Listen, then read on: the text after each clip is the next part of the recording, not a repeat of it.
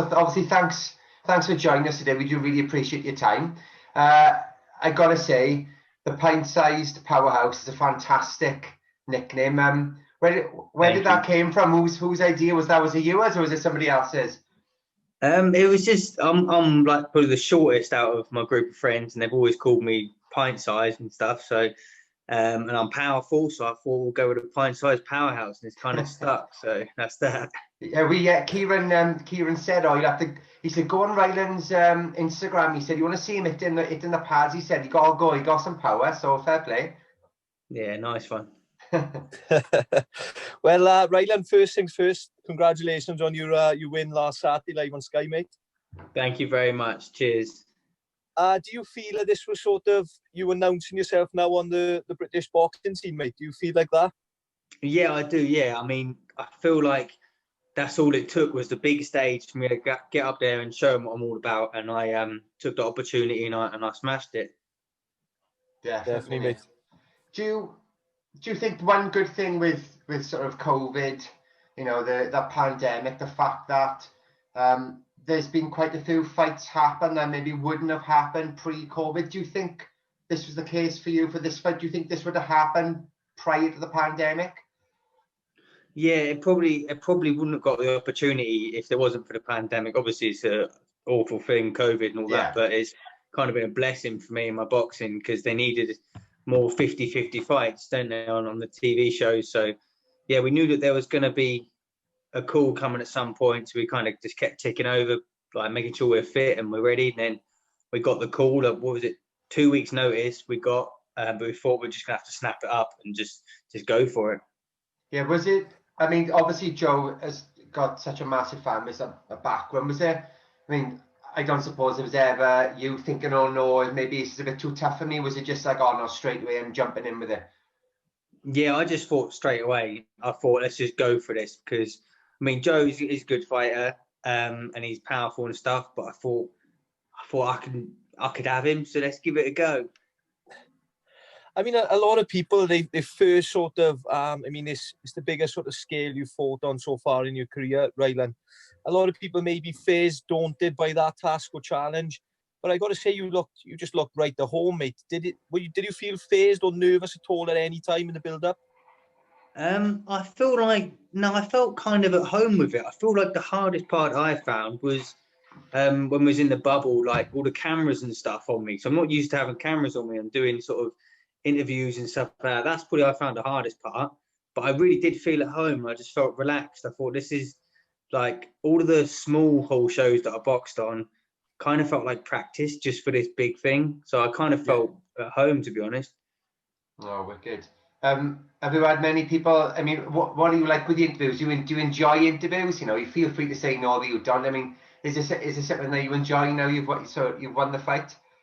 Yeah, I'm getting into it now. I kind of enjoy it. Yeah, it's just getting used to it, kind of thing. But I don't mind them anymore.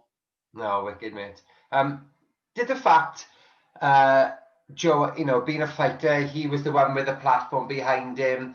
He had a massive fan base. He was sort of the bookies' odds-on favourite to win. Did that give you more impetus, sort of, to want to win the fight, or not? Maybe.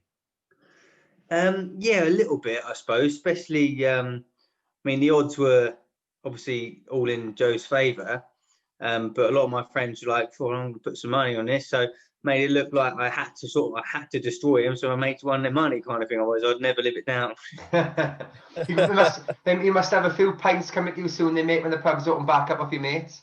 Yeah, I've had a lot of people saying drinks definitely on me when I next see you. So yeah.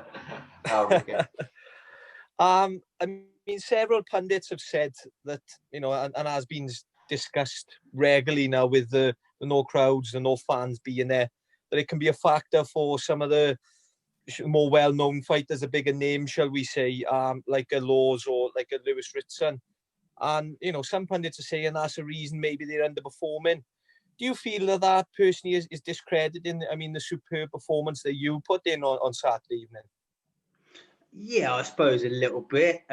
Maybe they do play up like to a crowd and they're sort of better when there's a crowd there. But at the end of the day, I just feel it's a bit of an excuse. I feel like you're in a ring with someone, you've got to do your job kind of thing. So regardless of whether people are there screaming your name and stuff, you've still got a job to do and you're still getting punched in the face. At the end of the day, it's just me and him in the ring. So I feel like, I don't know if that's, I feel like maybe a bit of an excuse, I think, for people's, their performances. I suppose, one good thing, the fact there's no crowd there is they can't sort of influence the judges as much then, can they? Because you know what it's like sometimes in a home fighter, they cheer every punch the home fighter throws, and they don't say, cheer when the opposition throws. Do you think it maybe, favours this sort of pandemic now with no fans? Do you think it favours the underdog maybe a bit more, bit of a level playing field? Yeah, maybe a little bit more, yeah. So the judges aren't always swayed by like screaming, I suppose, yeah. So they're more focused on the actual fight. But I just feel like there's more 50-50 fights now, and there's a lot of people probably aren't.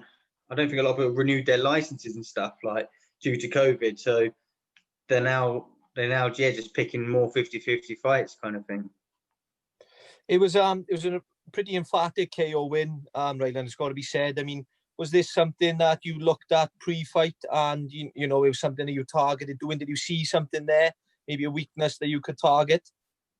Yeah, I feel like Joe Law's good fighter and stuff, but he definitely just stands in front of you and he tries to take your head off a lot of times. But I mean, I just feel like you shouldn't stand in front of anyone when they're powerful as well. Maybe he underestimated my power, I don't know.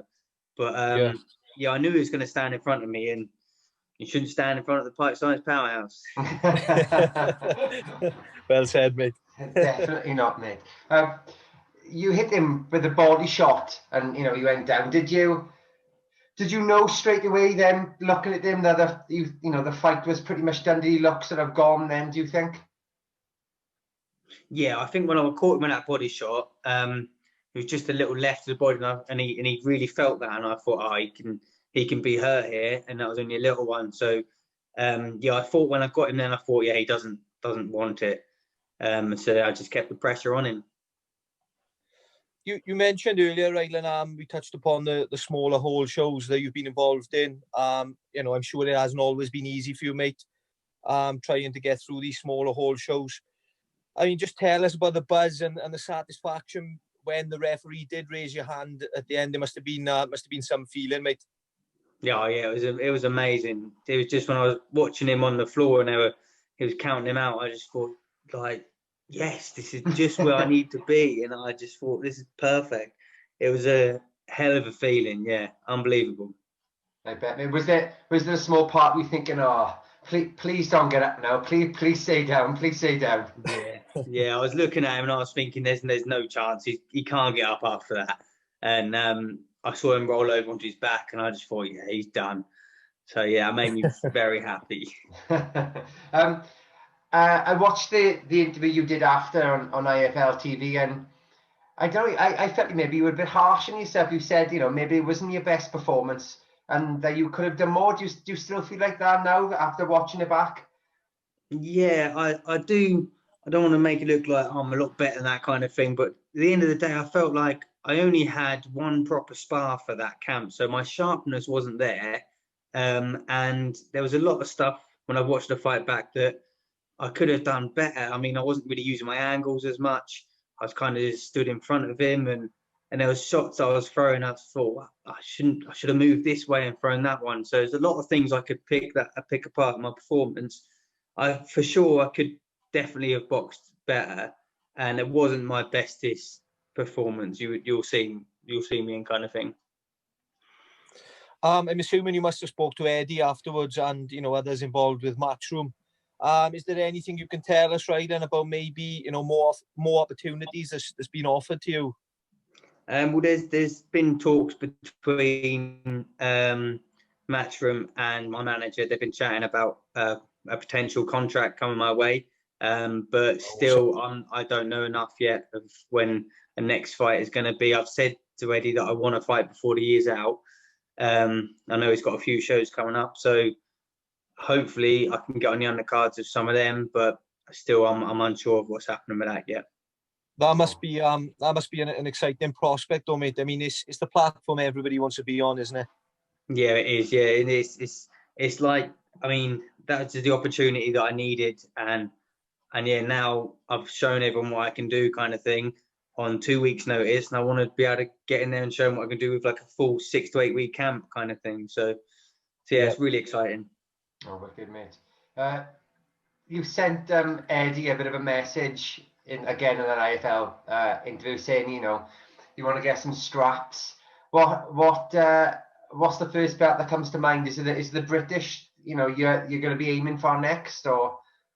No, I want to have to build my way up, I suppose. I wouldn't mind an English title or something, get an English title and then kind of go from there. But I definitely want to start collecting some straps. Yeah, it's just the fun of the whole lot, innit? You want to get as many belts as possible.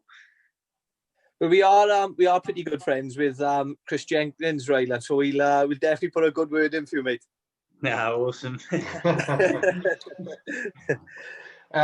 Would you? Is the rematch of Law something you may be thinking about? You know, maybe further down the line, or you thinking of, you know, maybe moving past that now and looking at fighting others, right?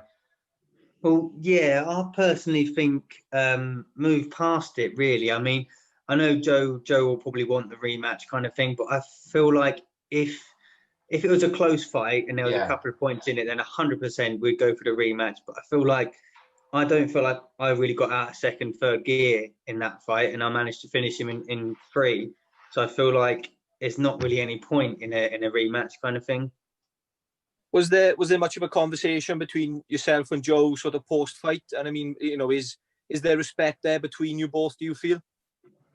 Yeah, definitely. I think there's definitely respect. I mean, I respect everyone that I step in the ring with, and I feel like we actually were sharing.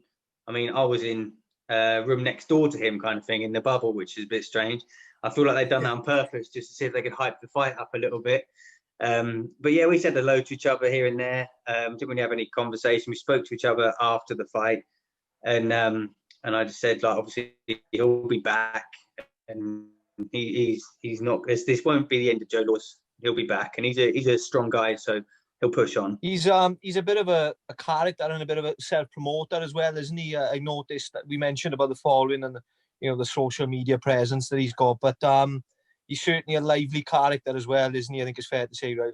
Yeah, he is. Yeah, he seems like a proper laugh. Like, I can imagine if I lived up there or he lived down here, we'd probably be mates, I reckon. I think he seems like a proper character. Yeah. I just thought I'd like to get your thoughts on this right before we leave you go. On that card was the controversy, obviously, with the judge not paying attention. Do you happen to see much of it? I mean, what's your thoughts on that? I didn't really notice any. I didn't see anything. I saw like there's a picture or something one day going online on his phone, but I'm not quite sure. But that's why you don't leave it to the judges. You get the job done, so it doesn't have to go to the judges. Exactly, mate. You know, be like the Pint Sized Power House, get it done in a few rounds, isn't it? Yeah, exactly. That's how you got to do it. What's your plans, mate, for the rest of 2020? I mean, you touched on saying, you know, you want to get out and fight maybe one more time. Is that what you'd like to do and then have a bit of a rest, or is it just, you know, be as active as you can? Yeah, I wouldn't mind being as active as possible, because I felt like that was when I last boxed. Before then, I boxed in January. So you give it a long time, you got to get rid of the cobwebs again, the ring rust. So I wouldn't mind keeping the momentum going, get another fight before the year's out, and then hopefully 2021 get another fight for maybe March or something, just so I'm always ticking over. Because yeah, you always, once you get into the momentum of it, then my boxing skill will become better, kind of thing. Definitely. We certainly wish you all the very best with it, Rylan, and we really look forward to seeing you back in there, mate. Thank you so much on behalf of Southwest Boxing Media for your time tonight, mate. We appreciate it. Thank you very much. Thanks for having me. Cheers, Rylan. We'll catch up again soon, mate. Okay. Thank you. Bye-bye. Okay. Cheers, mate. Bye.